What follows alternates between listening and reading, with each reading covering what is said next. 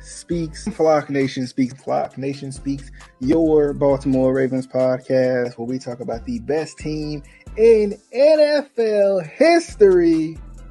If you're a Ravens fan, I am a huge Joe Flacco fan. Wise Usher once said, "Situations will arise in our lives." I'm talking about shut down, like you're not throwing on Jimmy Smith. Joe is criminally underrated, lock him up in cuffs, criminally underrated. Lamar's put this team as a top 5 offense for the first time in 20 years. Got the arm talent. Jay Cutler had it too. I don't care about this argument against total TDs and all this. Oh, you want to talk about defense? Oh, until next time.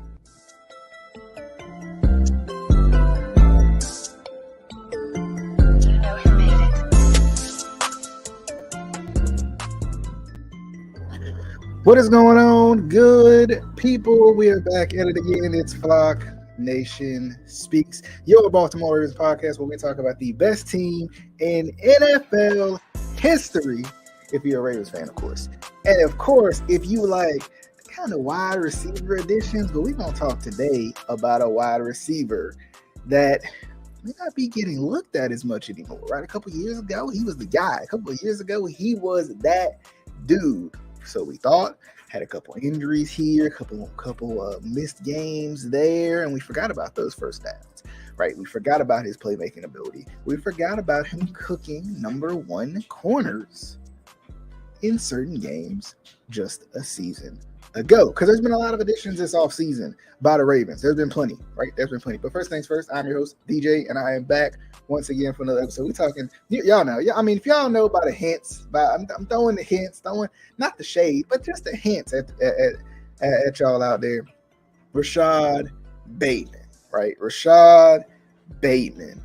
And the title of this podcast today is Rashod Bateman needs to take everything personal. Everything needs to be a vendetta against Rashod Bateman. Everything. The fact that you drafted Zay Flowers, the fact that you think that Odell's going to come in and be the number 1, the fact that you thought Devin Duvernay was the number 1 receiver last year, all of that, every part of it, every bit of it needs to be taken personally if you are one Rashod Bateman. Right? And why is that? You might be thinking, Bateman, he's been giving the keys to the car 2 years in a row. He just couldn't finish the seasons, but he showed that he deserves the keys to the car. I get that. I'm with you, and I'm with you on that. But at the same time, I think Rashod Bateman, in a back against the wall scenario with a healthy season, will break out. He has no choice, right? He has no choice. We've seen Rashod Bateman is a talented receiver. We saw what he did against Miami. We've seen when Rashod Bateman is healthy, he's a first down machine, and he can play against top corners. If you give Rashod Bateman the opportunity to be a number 2 or a number 3, because we got to put eyes on Odell, and we know Zay Flowers is going to go off, and we know Mark Andrews is going to be your guy. If you give opportunities to a guy like Rashod Bateman in a role that's probably lesser than he is, I think it pays dividends for Rashod Bateman. But kind of like I said before, I think it's time for Rashod Bateman to be upset about what people are saying about him, right? And let that speak on the field. This is his year to let that speak on the field. Last year, you had the unfortunate injury and everything. Okay, there's no Steve Saunders anymore. This is your time to get right and show why you are the number 1 guy in Baltimore. Why Baltimore drafted you with a first round pick. Right? Baltimore drafted you with a first-round pick. There's a reason why you're a first-round pick. There's a reason why everybody was – the entire Ravens flock was happy about the Rashod Bateman pick. Everybody. Especially when you paired him with Hollywood Brown back then. Oh, man. But we ain't going to talk about it. We ain't going to talk about what could have been. So sad. We ain't going to talk about what could have been. We're going to talk about what is and what is now. Right? And I think Rashod Bateman, this is his opportunity to prove everybody wrong. There's a lot of slander on Rashod Bateman's name. There just is, right? There just is, because he hasn't finished these last couple seasons, right? There's been a lot of people who haven't finished these last couple seasons. But Rashod Bateman has been at the top of that list of guys we needed to contribute, and we probably lost games because of his absence more so than we did when he was on the field, right? Like when he was on the field, the offense looked great. Like I mean, I think I almost want to say, I almost want to come out on a limb here and say that Rashod Bateman almost had like a Jimmy Smith effect, but on the other side, right? Y'all remember? I mean, y'all know Jimmy Smith is my boy, right? Jimmy Smith, that's my dude, But Jimmy Smith, when he went out the game, like Jimmy Smith wasn't necessarily regarded as a top corner, number one corner, blah blah blah, right? He wasn't that guy. He wasn't the guy people talked about. But Jimmy Smith shut people down every time. If he was healthy and young, right? He shut people down. Now it was injury issues for Jimmy Smith that not only probably cut his career short, but it was injury issues that forced him to kind of have to pivot a little bit, right? It was injury issues that were the frustration part for him. It was injury issues.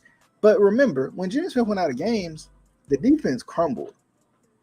And I think we are so quick to forget that the offense also didn't play as well when Rashod Bateman was not in the game, when Rashod Bateman was not in the lineup, when you didn't have that extra target outside of Mark Andrews to get the ball to.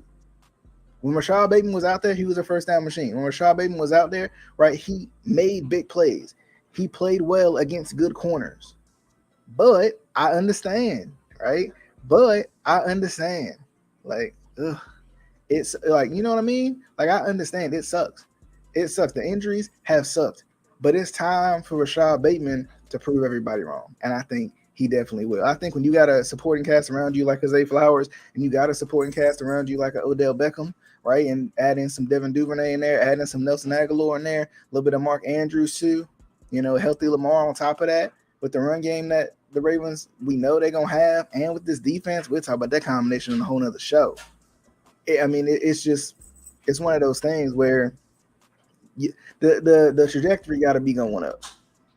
I think a lot of people are forgetting about the Ravens as a team this season, but I think they're forgetting about the Ravens as a team this season because with the injury situations of the last couple of seasons, the Ravens haven't been necessarily a top tier team, right? They haven't been that team. So now it's kind of their opportunity to right that wrong. But I will say, kind of pivoting from the Ravens a little bit, y'all heard the Bengals?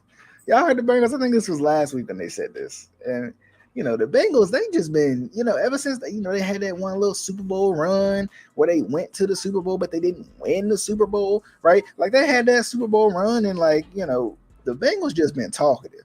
Jamar Chase and these boys, Joe Burrow and these boys, they've been talkative, right? I think the Bengals forgot what happened last year after they talked. But anyway, let's just throw it out there real quick. So I can't remember what the interview was. There was an interview going on with the Bengals, and they was talking about Patrick Mahomes. And they hit the little Patrick who? And, Patrick, I think, fired back at him when he received his Super Bowl ring. It was kind of like, y'all know who, right? Y'all know who, multiple time AFC champion, multiple time Super Bowl champion. Some y'all can't really even say y'all got even been close to, right? I mean, but it's funny because the Bengals have started to get a little cocky. They got a little bit of success under their belt, right? They ready, they ready. They're like, we're gonna be that team. Till you face a healthy Ravens team, we saw that last year. Till you actually face healthy teams in the playoffs, we saw that last year, right? So.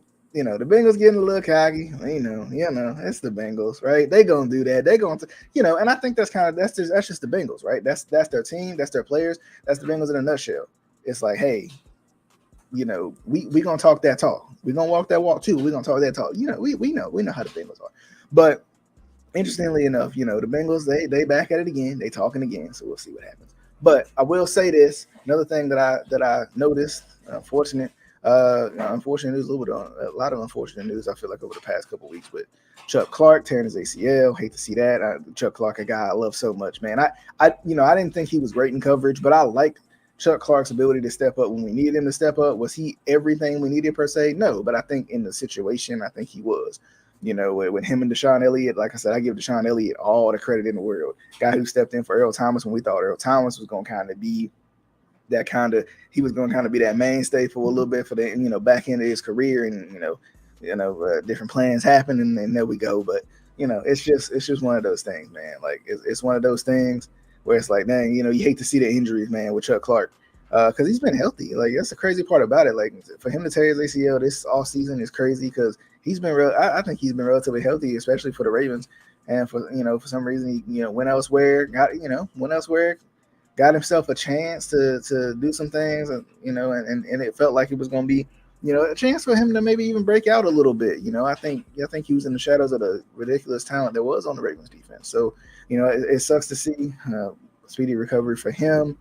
And then lastly, of course, can't forget this, Ryan Mallett, RIP to him as he passed in the apparent drowning with the everything that's going on with the waters out there on the coast. Hate to see that. Hate to hear that. Hate to hear for his family too. Definitely praying for them. But want to say too, Ryan Mallett, just some fond memories of him. Like when he came in that backup role for the Ravens, man, it was, I liked Ryan. For some reason I liked Ryan Mallett coming out of college. But then on top of that, I liked Ryan Mallett when he played for the Patriots. I don't know what I thought Ryan Mallett was going to do for the Patriots during that time frame. But it was cool when the Ravens signed him. I was happy to have him, as a Ravens fan. But then, he had to play a couple games too, with just injuries and everything. Because I want to say, was that the time? I want to say that was the time when Joe had some injuries too, where kind of Mallett had to come in and fill in. But nonetheless, a little bit shorter of a show tonight, but I'll be back next week. Once again, I got something very, very special for y'all coming up in the next couple of days. So be on the lookout for that. Something way different than usual. But anyway, definitely hope you guys enjoyed the show. What y'all think? Does Rashod Bateman need to, is this back against the wall territory for Bateman? Is it time for Bateman to showcase, hey, I'm still the guy, right? I'm still him. Is it his chance? And what y'all think about the Bengals, man? They just talking. The Bengals just like to talk. I got a cousin that's a Bengals fan, and he like to talk. He talkative. I mean, I'm like, I see where y'all got it. I see where you got it from. Look at your team. They get a little bit of success. They sniff it a little bit, and they're like, oh yeah, we like that. We like that right here. I'm like, really? Y'all ain't done nothing yet. And crazy part is it's gonna be a tough division too with the young and up and coming Steelers, right? I mean, I definitely want to get into that too. Coming up in the next couple of weeks with the AFC and the AFC North and everything and all the craziness going around in this league. I want to get into that too.